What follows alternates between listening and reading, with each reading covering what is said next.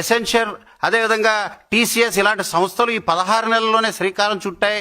Google tech కూడా వస్తుందని చెప్పి మనం మాట్లాడుతుంటే ప్రతిపక్ష నేత దురదృష్టం, ఇక్కడున్న ప్రతిపక్ష నేత గూగుల్ టెక్ ఎందుకు, గోళీలు ఆడుకుంటే సరిపోద్ది కదా, పానీపూరి తీసుకొచ్చాం, బండిలు తీసుకొచ్చాం, అదేవిధంగా ఫిష్ మార్ట్లు తీసుకొచ్చాం, ఇవి కదా పరిశ్రమలంటే, ఎందుకు ఈ గూగుల్ టెక్లు, ఎందుకు ఈ టీసీఎస్లు, ఎందుకు ఈ సంస్థలని మాట్లాడుతున్నారు చూసారా?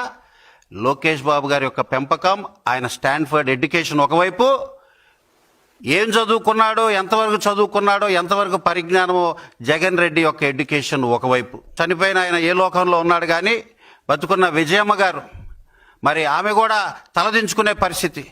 రాష్ట్రానికి పెట్టుబడులు వద్దు అంటాడు జగన్ రెడ్డి. ముఖ్యమంత్రి చంద్రబాబు గారు this is a game changer, Google టెక్లన్నీ ఇతర సంస్థలన్నీ కూడా రావటం ఇట్స్ ఎ గేమ్ చేంజర్ అని చంద్రబాబు గారు అంటుంటే, గేమ్ అంటే ఆడుదాం ఆంధ్ర, అవినీతి ఆంధ్ర కాదా అని జగన్ రెడ్డి అంటున్నాడు.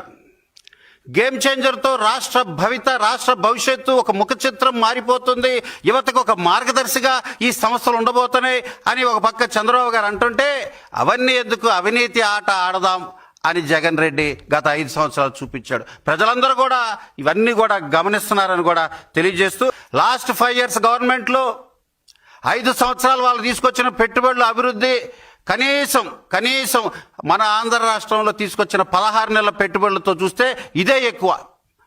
రాబోయే భవిష్యత్ తరాలకి బాగుండాలి అని ఆలోచిస్తున్న 2047 అని దూరదృష్టితో, ముందు చూపుతో చంద్రబాబు గారు ఆలోచిస్తుంటే, అప్పటికి ఎవడు పోతాడు మనకెందుకు అని కేవలం 4 గోళ్ల మధ్యలోనే ఉండి ప్రజలను కూడా నిరుత్సాహపరిచి, యువతను నిరుత్సాహపరిచే మాటలు జగన్ రెడ్డి గారు మాట్లాడుతున్నారు.